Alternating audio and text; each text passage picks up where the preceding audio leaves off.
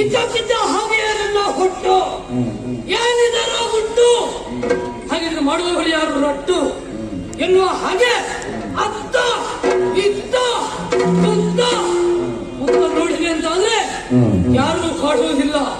ಹಾಗಿದ್ರೆ ಯಾರು ನನ್ನನ್ನು ಗುರುತಿಸುವವರು? ದೂರದಿಂದ ನೋಡಿದ್ರೆ ಅಂತಾದ್ರೆ ಯಾರು ಕುಳಿತದ್ದು ಕಂಡಿದೆ. ಹಾಗಿದ್ರೆ ಅವರಲ್ಲೇ ವಿಚಾರಿಸಬೇಕು.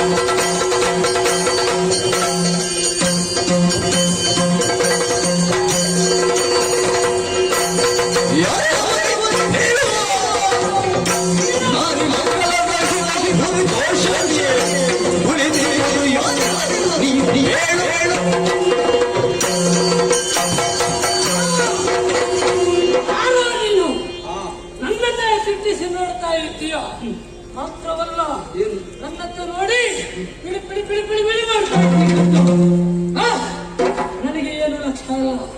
ನೀನು ಯಾರೇ ಆಗಿರು ನನಗೆ ಲಕ್ಷ ಅಲ್ಲ. ನನಗೆ ಒಂದೇ ಹಸಿವೆ. ಹಸಿವೆಯನ್ನು ತಡೆಯುವುದಕ್ಕೆ ಸಾಧ್ಯ ಇಲ್ಲ. ನಿನ್ನನ್ನು ಈ ಕ್ಷಣದಲ್ಲಿ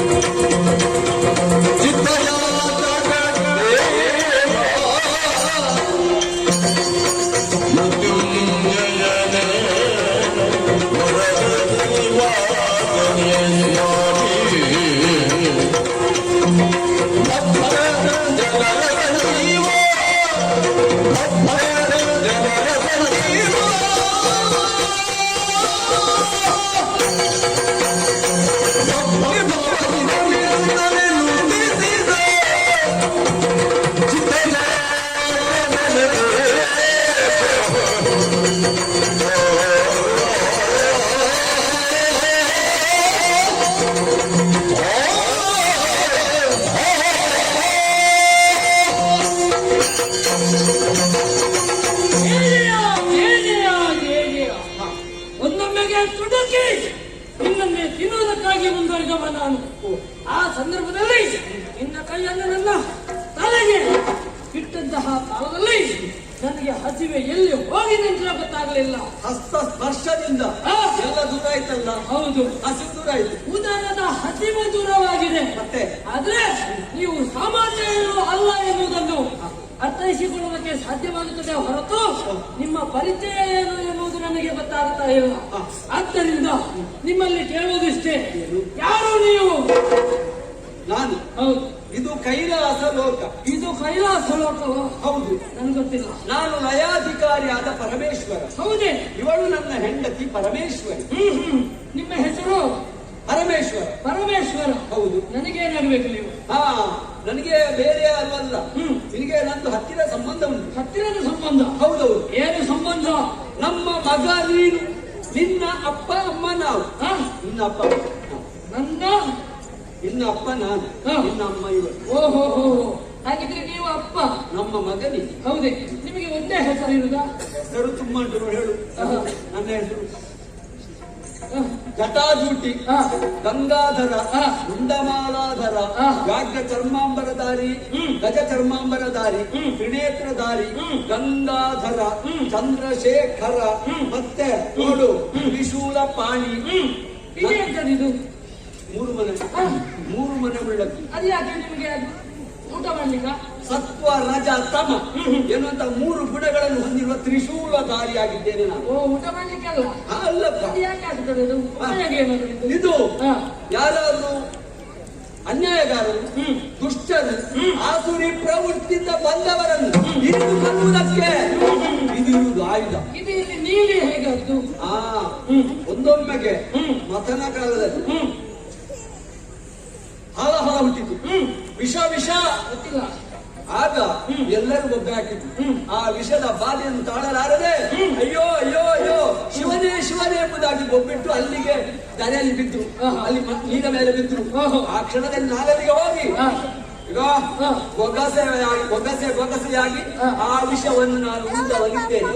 ನಾನು ಉಂಡಾಗ ಆ ಕ್ಷಣದಲ್ಲಿ ನನ್ನ ಹೆಂಡತಿ ವಿಷವನ್ನು ಇವರು ಕುಡಿದರಲ್ಲ ಎಂಬುದಾಗಿ ನನ್ನ ಕಂಠವನ್ನು ಇವಳು ಒತ್ತಿ ಹಿಡಿದು ಮತ್ತೆ ಅಲ್ಲಿಗೆ ಆ ಶ್ರೀಹರಿ ಬಂದು ಬಾಯಲ್ಲಿದ್ದ. ಹೌದು, ಮುಚ್ಚಿದ. ಆದ್ರಿಂದ ಕಂಠದಲ್ಲೇ ಉಳಿದು. ಆದ್ರಿಂದ ನಾನು ನೀಲಕಂಠ. ಹೌದೇ? ಇಲ್ಲಿ ವಿರುಗುತ್ತಿರುವುದು ಏನದು? ವಿರುಗುತ್ತಿರುವುದು ಕೆಳಗೆ ಇಳಿತಾ ಇರುವುದ ಅಲ್ಲ, ಅಲ್ಲೇ ಇರುವುದ? ಅದು ಚಂದ್ರಶೇಖರ ಎನ್ನುವುದರಿಂದ ಚಂದ್ರ ನಾನು ಧರಿಸಿಕೊಂಡಿದ್ದೇನೆ. ಆದ್ರಿಂದ ನನಗೆ ಆಸೆ. ಹೌದೇ? ಅದು ಯಾಕೆ ಧರಿಸಿಕೊಂಡದ್ದು ನೀವು? ಅದಕ್ಕೆ ಕಾರಣ ಉಂಟು. ಆ ಚಂದ್ರನಿಗೆ, ಚಂದ್ರನು ಅವನು ತಂಪು, ನಾನು ಬಿಸಿ, ನಾನು ರುದ್ರ. ಹಾಗಿರುವಾಗ ನನ್ನ ರೌದ್ರತೆಯನ್ನು ಸ್ವಲ್ಪ ಹೊತ್ತಿಗೆ ತಂಪುಗೊಳಿಸಬೇಕೆಂಬ ಉದ್ದೇಶದಿಂದ ಚಂದ್ರನು ನಾನು ಅಲ್ಲಿ ಧರಿಸಿಕೊಂಡಿದ್ದೇನೆ. ನಿಮ್ಮ ಬಗ್ಗೆ ಎಲ್ಲವೂ ಗೊತ್ತಾಯ್ತು ನನಗೆ. ಮತ್ತೆ ಗಂಗೆ ಹೌದು. ಮತ್ತೆ ರತಿ ಯಾರು ಅಂತ ಗೊತ್ತಾಗಲಿಲ್ಲ. ಸರಿ, ನನ್ನ ಹೆಂಡತಿ. ನಿಮ್ಮ ಹೆಂಡತಿ ಪಾರ್ವತಿ. ಪರಮೇಶ್ವರಿ. ಹೌದು. ಇದು ನನಗೇನಾಗಬೇಕು? ನಿನಗೂ ಅಮ್ಮ. ಪಾರ್ವತಮ್ಮ ಅಂದ್ರೆ ನೀವೇ ಅಮ್ಮ. ಶುಭವಾಗ್ಲಿಕ್ಕಂತ ಹೊಂದಿಸಿಕೊಳ್ತಾ ಇದ್ದೆ. ಪಾರ್ವತಿ, ಗಿರಿಜೆ, ಅಗಜೆ ಮಾತ್ರ ಅಲ್ಲ, ನನಗೆ ನಾಥನೆಂದು, ನಾಥೇಶ್ವರನೆಂದು, ಸೋಮನಾಥೇಶ್ವರನೆಂದು, ಮಂಜುನಾಥೇಶ್ವರನೆಂದು, ರೌದ್ರನಾಥೇಶ್ವರನೆಂದು ಹೆಸರುಂಟು. ಮಾತ್ರ ಅಲ್ಲ, ಲಿಂಗೇಶ್ವರನೆಂದು, ಮಹಾಲಿಂಗೇಶ್ವರನೆಂದು, ಮತ್ತೆ ಬೇರೆ ಬೇರೆ ಎಲ್ಲ ಹೆಸರುಂಟು. ಅಷ್ಟೆಲ್ಲ ಉಂಟು. ಹೌದೌದು. ಸಹಸ್ರಲಿಂಗನಂದು. ನಿಮಗೇನಾಗ್ಬೇಕು ಅವರು? ನನಗೆ ಹೆಂಡತಿ. ಹೌದಾ? ನನ್ನ ಹೆಂಡತಿ. ನಿನ್ನ ಹೆಂಡತಿ ಎಲ್ಲಿಯೋ ಇರಬೇಕು. ಈಗ ನನಗೆ ಹೆಂಡತಿ ಇದ್ದಾಳೆ ಎಂಬ ಕಾರಣಕ್ಕೆ ನಿಂಗೆ ಹೆಂಡತಿ ಬೇಕಲ್ಲ? ನಾನು ಕೇಳಿದ್ದು ಅಷ್ಟೇ. ಹೌದಲ್ಲ? ಮದುವೆ ಆಗಿದೆ ಅಂತಲ್ಲ? ಮದುವೆ ಆಗಿದ್ದಲ್ಲ. ಹುಟ್ಟಿನ ಪೂರ್ವದಳು ಬರೆದಿರ್ತಾವಿದೆಯು ಅಲ್ವಾ? ಅವಿಧಿ ಕಟ್ಟಿದು ತಿರುಗುಮೆ ಬೇಕು, ಹೆಂಡತಿ ಬೇಕು. ಆದ್ರೆ ಹೆಂಡತಿಯ ಆಗುವಂತ ಸಮಯವನ್ನು ಹೌದು ಅಂದ್ರೆ ಹೌದು. ಈಗ ಗಂಡನಾಗಬೇಕಿದ್ದರೆ, ಅವಳಿಗೆ ಹೆಂಡತಿ ಆಗಬೇಕಿದ್ರೆ ಅದಕ್ಕೆ ನಾವು ಕಾಲವನ್ನು ಕಾಯಬೇಕು. ಅದಕ್ಕೆ ಹೇಳುದು ಏನು? ಕಾಲಾಯ ತಸ್ಮೈ ನಮಃ. ನಾವು ಕಾಲಕ್ಕೆ ಶರಣಾಗಬೇಕು.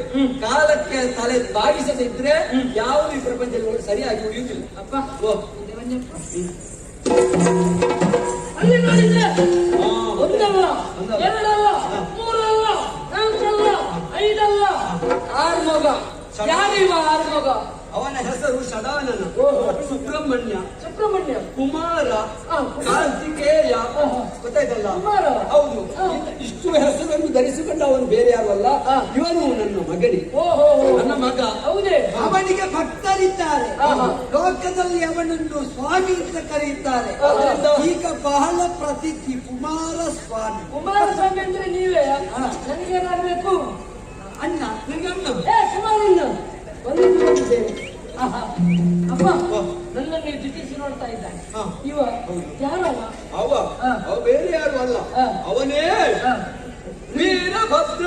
ವೀರಭದ್ರ. ನೋಡು, ಭದ್ರವಾಗಿ. ಹೌದಾ? ಹಾ. ಅವನ ಕಣ್ಣು ನೋಡಿದ್ರೆ ಹೆದರಿಕೆ ಆಗ್ತದೆ. ಯಾರಿಗೆ ಹೆದರಿಕಾಗಲೇಬೇಕು. ಹೌದು ಹೌದು. ಅದೇ ನನ್ನ ಕಣ್ಣು ಹಾಗೆ. ಕಣ್ಣು ಅದು ಯಾವತ್ತೂ ಕೆಂಪು. ಹೌದಾ? ಕೆಲವರದ್ದು ಸಂಜೆ ಮಾತ್ರ ಕೆಂಪು, ವೀರಭದ್ರನದ್ದು ನಿತ್ಯ ಕೆಂಪು. ಕೆಂಪು ಹೊಂದಿರುವುದಕ್ಕೆ ಕಾರಣ ಉಂಟು. ಹಾ. ಯಾಕೆಂದ್ರೆ ಧೂರ್ತರನ್ನು ವಧಿಸಬೇಕಾದ ಹೊತ್ತಿಗೆ ಇವನು ಹುಟ್ಟಿದ್ದರಿಂದ ಅಂತಹ ದೊಡ್ಡ ಕಣ್ಣು, ದೊಡ್ಡ ಶರೀರ, ದೊಡ್ಡ ಮೀಸೆ ಎಲ್ಲವನ್ನು ಹೊಂದಿದ್ದ. ಅವನು ಇಲ್ಲಿಗೆ ಅಣ್ಣ. ಅಪ್ಪ ಎಲ್ಲಿ ಬಂದಂತೆ? ಓ ಕಪ್ಪಿನವ, ಕಪ್ಪು ಕಪ್ಪು ಕಪ್ಪು ಕಪ್ಪು ಇದ್ದಾನೆ. ಅವನು ಕಾಲ ಭೈರವ. ಕಾಲಭೈರವ. ಹೌದು. ನನಗೇನಾಗಬೇಕವ? ನಿನಗೆ ಅಂದ್ರೆ ಅವ ಮಗ, ಅವ ಗಣ ಆಗಿರುವಾಗ ನಮ್ಗೆ ಗಣ ಆದ್ಮೇಲೆ ಅವನಿಗೆ ನಿನಗೆ ಅಣ್ಣ ಅಂತ ಹೇಳಿದ್ರೆ ಅಣ್ಣ. ಅಣ್ಣ ಏ ಸಣ್ಣ ನಮಸ್ಕಾರ ನಮಸ್ಕಾರ ಅಂತ. ಬಂತು ಬಂತು. ನಿನ್ನ ಪರಿಚಯ ಇದ್ದಾಗೆ ಕಾಣ್ತದೆ ಇಲ್ಲಿ. ಓ ಅಪ್ಪ. ಹಾಗೆ ನಮಸ್ಕಾರ ಕೊಟ್ಟಲ್ಲ. ಅಪ್ಪ ಆಯ್ತು ನಿಮ್ಮದಿಲ್ವಾ? ನನ್ನ ಪರಿಚಯದಲ್ಲಿ ಉಂಟು. ಹೌದು. ನೀನು ಈಗಲೇ ಹುಟ್ಟಿಕೊಂಡಲ್ವ? ಹೌದೌದು. ಅಪ್ಪ ಓ ಅಡುಗೆ ನೋಡ್ತಾ ಇದ್ದಾನೆ. ಹೌದು. ಯಾರವ? ನೋಡಿ, ಆಚೆಯಿಂದ ಇಬ್ಬರು ಇದ್ದಾರೆ, ಆಚೆಯಿಂದ ಒಬ್ಬ ಇದ್ದಾರೆ. ಅವ್ರು ಬೇರೆ ಯಾರು ಅಲ್ಲ, ಭೃಂಗಿ ಭೃಕುಟಿ. ಹೌದೇ? ದ್ವಾರದಲ್ಲಿರುವವರು. ಓ ದೊಡ್ಡ ಕಿವಿಯವ ಯಾರವ? ಓ ಅವನ ಅವ ಗಂಟಕರ್ಣ. ಕರ್ಣ, ಗಂಟ ಕರ್ಣ. ಓಹೋ ಹಾಗೆ ಗಂಟೆಯಂತೆ ಕರ್ಣ ಇದೆ ಎನ್ನುವುದರಿಂದ ಅವ ಗಂಟ ಕರ್ಣ. ಅಪ್ಪ ಓ ಇದೊಂದಂತದಲ್ಲಿ ಅದು ನೋಡಿದಾಗೆಲ್ಲ ಆಯ್ತದೆ. ಹೌದಾ? ಮತ್ತೆ ಓಹೋ ಅದು ಯಾವಾಗ ಮಾಡ್ತದೆ. ಎಂತದದು? ಮುಟ್ಲಿಕ್ಕೆ ಹೋದ್ರೆ ಆಯ್ತದೆ ಅಂತ ನಿನ್ಗೆ ಗೊತ್ತಿಲ್ವಾ? ಹೌದಾ? ಅಪ್ಪನ ವಾಹನ. ಮತ್ತೆ ನನ್ನ ವಾಹನ. ಹೌದೇ? ಅದು ಅಪ್ಪನ ವಾಹನ ಆದದ್ದರಿಂದಲೇ ಇಲ್ಲಿ ಬನ್ನಿಯಪ್ಪ. ನನ್ನ ವಾಹನ ಎಲ್ಲಿಂದಪ್ಪ? ಇನ್ನು ಎಷ್ಟು ಬೇಗ ಬೇಡ ಮಗ. ಏನು? ಅಲ್ವಾ? ಯಾವ ಅಪ್ಪ ಮಕ್ಕಳಿಗೆ ಸಣ್ಣ ಪ್ರಾಯದಲ್ಲಿ ವಾಹನ ಕೊಟ್ಟನೋ ಅಪ್ಪನಿಗಿಂತ ಮೊದಲೇ ಮಗ ಲೆಕ್ಕ ತೆಗೆದ ಅಂತ. ಬೇಗ ಹೋಗ್ಬೋದಲ್ವಾ? ಬೇಗ ಹೋಗ್ಬೋದು. ಎಲ್ಲಿಗೆ? ಅದುಂಟಾ? ಹಾಗಾದ್ರೆ ಅದು ಅವನಿಗೂ ಮೊದಲಿಗೆ ವಾಹನ ಸಣ್ಣದಲ್ವ ನಿಮ್ದು? ಆದ್ರೆ ಈಗ ಹೋಗ್ಲಿಕ್ಕೆ ಕಷ್ಟ ಆಗ್ತಿರ್ಲಿಲ್ವಾ? ಆದ್ರೆ ಮೂಷಿಕಕ್ಕೆ ಕಷ್ಟ ಆಗ್ತಿರ್ಲಿಲ್ಲ. ಮತ್ತೆ ಸಣ್ಣ ವಾಹನ. ಸಣ್ಣ ವಾಹನ ಆದ್ರಿಂದ ನಿನಗೆ ವಾಹನ. ಈ ಸಮಯದಲ್ಲಿ ವಾಹನ ಬೇಡ. ಸಣ್ಣ ವಾಹನವ? ಹಾಗೆಂತ ಅದ್ಯಾಕೆ ಸಣ್ಣದು ಉಳಿತಾಯ ಇರ್ತದ? ಹಾಗೆ ಹಾಗೆ ಹಾಗೆ ಸಣ್ಣದಾದ್ರೂ ಈಗ ಬೇಡ. ಇದು ನಿಮ್ಮ ವಾಹನ ಅಲ್ವೇ? ಸಣ್ಣದಾದ್ರೂ ದೊಡ್ಡದಾದ್ರೂ ಈಗ ಇವನಿಗೆ ಬೇಡ ವಾಹನ. ನಿಮ್ಮ ವಾಹನದಲ್ಲಿ ನಾನೊಮ್ಮೆ ಏರ್ಲಿ? ಎರುದಾ ನೋಡೋರು. ಯಾವ್ದನ್ನು ತಿರುಗಿಸ್ಬೇಕಿದ್ರಲ್ಲಿ?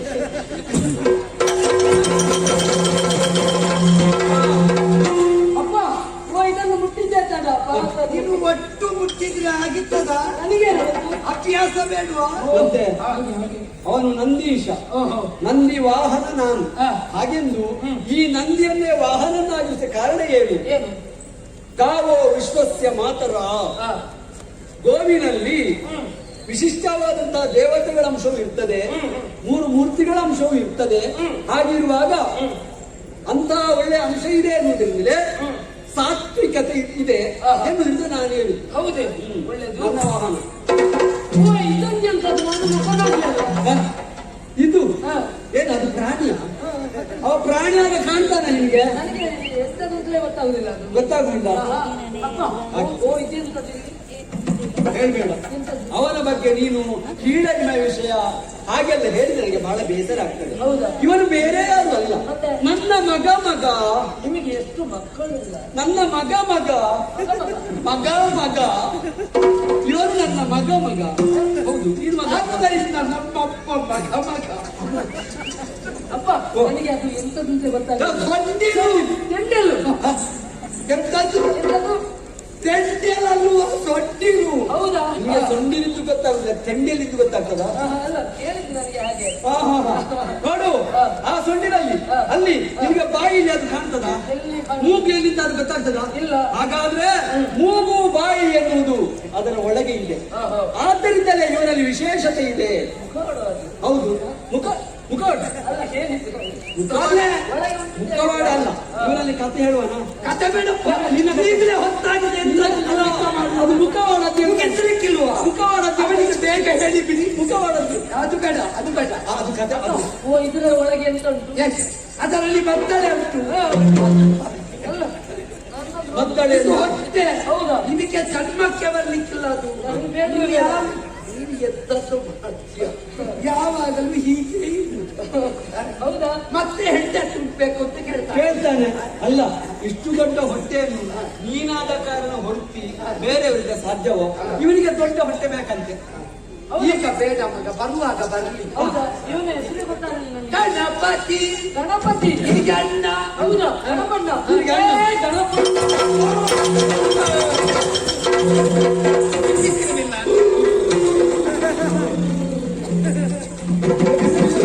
ಅಪ್ಪ, ಎಕ್ಕಡೆ ಮಾತಾಡ್ತು.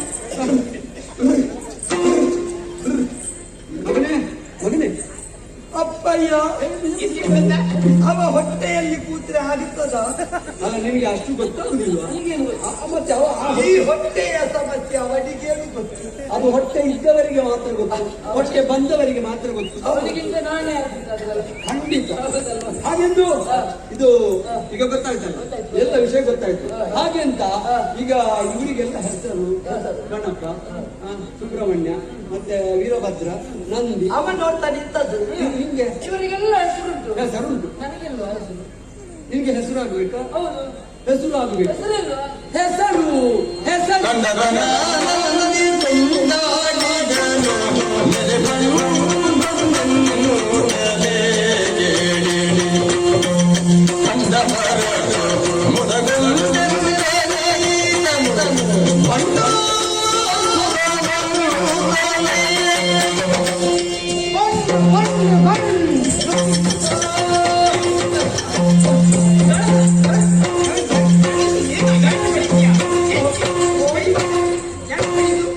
ಮತ್ತೆ ನಮ್ಮ ಅವ ಬಂಡ ಬಂಡ ಅಂತ ಹೇಳುವುದು.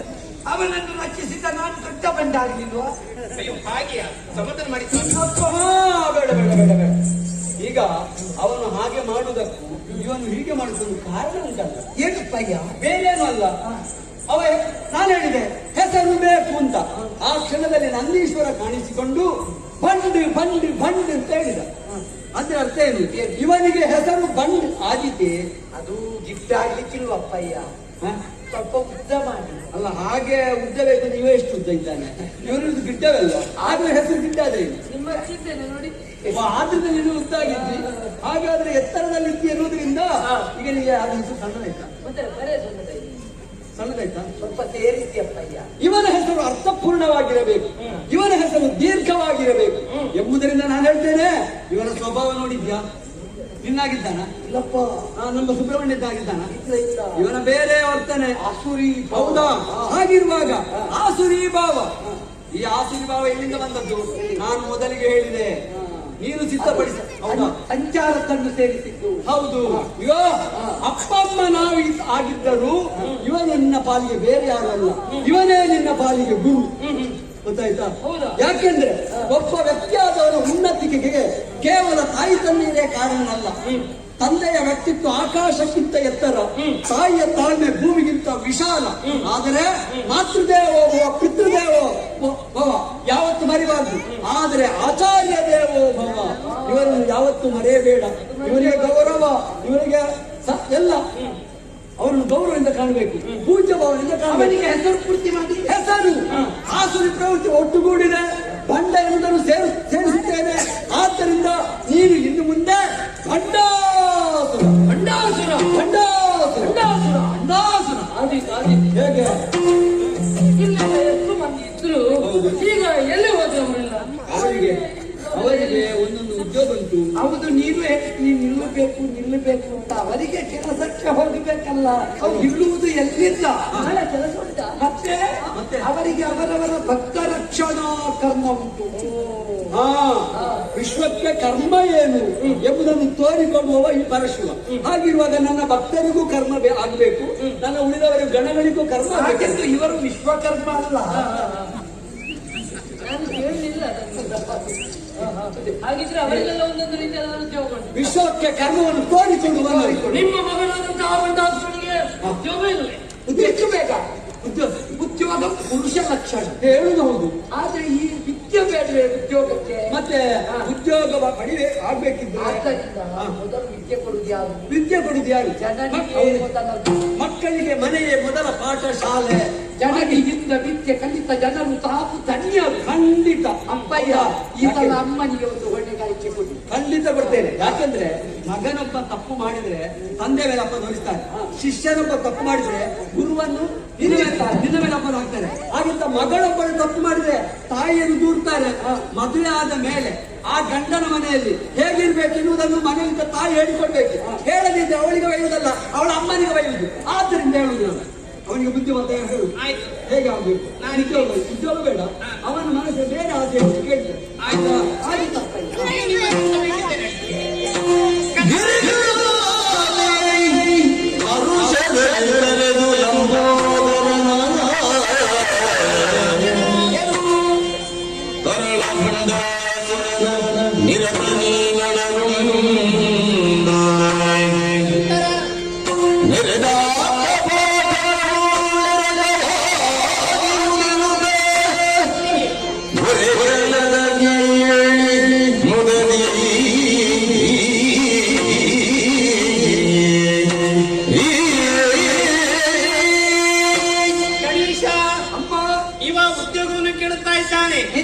ಉದ್ಯೋಗ ಮಾಡುವಂತ ವಯಸ್ಸಲ್ಲ ಇವನು ಅಲ್ಲ. ಇನ್ನು ಕಲಿಯಬೇಕು ತಾನೆ. ನಿಜ. ಕಲಿತ ನಂತರ ಉದ್ಯೋಗ ಸಿಗುತ್ತಾನೆ. ಅದಕ್ಕಾಗಿ ಈತನಿಗೆ ಬೇಕಂತ ವಿದ್ಯೆಯನ್ನು ನೀನೇ ಕೊಡ್ಬೇಕು. ನಿನಗೆ ಸಹಪಾಠಿ ಬೇಕೆಂಬುದಾಗಿ ನೀನೇ ಹೇಳಿದವ. ನಿಜ. ಅದಕ್ಕಾಗಿ ನಿನಗೆ ಎಳೆಯ ಸರಿ. ಅಷ್ಟಲ್ಲದೆ ನೀನು ಗುರು ಕೂಡ ಶಿಷ್ಯನು ಕೂಡ. ಆದ್ರಿಂದ ಆಟ ಪಾಠದಲ್ಲಿ ಜೊತೆಗೆ ಇರ್ಬೇಕು. ಊಟದಲ್ಲಿ ಬೇಡಮ್ಮ. ಅದೇ ಹೀಗೆ ಊಟದಲ್ಲಿ ನನಗೆ ಒಟ್ಟಿಗೆ ಕೂತ್ರೆ ಸಮಸ್ಯೆ. ನಿನಗೆ ಕಡಿಮೆ ಆಗ್ತದೆ ಅಂತ ಗೊತ್ತಾಯ್ತು ಮಗು. ಇವನ ಜೊತೆಲಿ ಇರ್ಬೇಕು. ನಿನಗೆ ಗೊತ್ತಿದ್ದನ್ನೆಲ್ಲವನ್ನೂ ಹೇಳಿಕೊಡ್ಬೇಕು. ಇವ ಜ್ಞಾನದ ನಿಧಿ, ಜ್ಞಾನ ಸಾಗರ ಇವ. ಆಯ್ತಾ? ಇವ ಹೇಳಿದ ಹಾಗೆ ಕೇಳ್ಕೊಂಡು ಇರ್ಬೇಕು, ಜೊತೆಗೆ ಇರ್ಬೇಕು. ಹೋಗಿ ಮಕ್ಕಳು. ಆದಿತಮ್ಮ ಹೋಗಿ ಬನ್ನಿ ಮಕ್ಕಳಿಗೆ, ನಿಮ್ಗೆ ಶುಭವಾಗಲಿ. ಅಡ್ಡಾಸುರ ಅಣ್ಣ ಜೀವನದಲ್ಲಿ ಸಾಧಕನಾಗಬೇಕು ಅಂತಿದ್ರೆ ಬೋಧನೆಯನ್ನು ಕೇಳಬೇಕು. ಸರಿ. ಬೋಧನೆ ಉನ್ನತಕ್ಕೆ ಮುಟ್ಟಿಸ್ತದೆ ಎನ್ನುವುದಕ್ಕೆ ಸಾಕ್ಷಿಯಾದದ್ದು ವಿದ್ಯೆ. ವಿದ್ಯೆ ಇಲ್ಲವನ ಮುಖ ಮುತ್ತು ಬರುವಂತಿಕ್ಕು, ವಿದ್ಯೆ ಇಲ್ಲದವನ ಮುಖ ಕಾಳೂರ ಹತ್ತಿನಂತಿಕ್ಕು ಅಂತ ಆಡಿದರು. ಆದ್ದರಿಂದ ನಿನಗೆ ವಿದ್ಯೆಯನ್ನು ನಾನೇ ಕಲಿಸ್ತೇನೆ. ಸರ್ವ ವಿದ್ಯಾ ವಿಶಾರದನಾಗಿ ಮತ್ತೆ ಉದ್ಯೋಗವನ್ನು ಪಡೆ. ಆವಾಗ ನಿನ್ನ ಜೀವನ ಸಾರ್ಥಕವಾಗುತ್ತದೆ. ಅದಕ್ಕಿಂತ ಮೊದಲು ನಮಗೆ ಸಿಗಬೇಕಾದದ್ದು ಪ್ರಕೃತಿಯ ಪಾಠ. ಬದುಕಿನಲ್ಲಿ ಕೇವಲ ಹೊತ್ತಗೆಯಲ್ಲಿ ಬರೆದದ್ದು ಪಾಠವಲ್ಲ ಮಗು. ಬದುಕಿನಲ್ಲಿ ಅನುಭವಯುಕ್ತವಾಗಿ ಪರಿಸರದಿಂದ ಪಡೆಯುವುದು ಪಾಠ. ಗುರುವಿನಿಂದ ವಿದ್ಯೆ, ಪ್ರಕೃತಿಯಿಂದ ವಿದ್ಯೆ, ಅನುಭವದಿಂದ ವಿದ್ಯೆ, ಜೀವನಾನುಷ್ಠಾನದಿಂದ ವಿದ್ಯೆ. ಈ ವಿದ್ಯೆಯನ್ನು ಕಲಿಯುವಲ್ಲಿ ಪ್ರಕೃತಿಯ ವೀಕ್ಷಣೆ ಮಾಡೋಣ. ಸಾಗುವ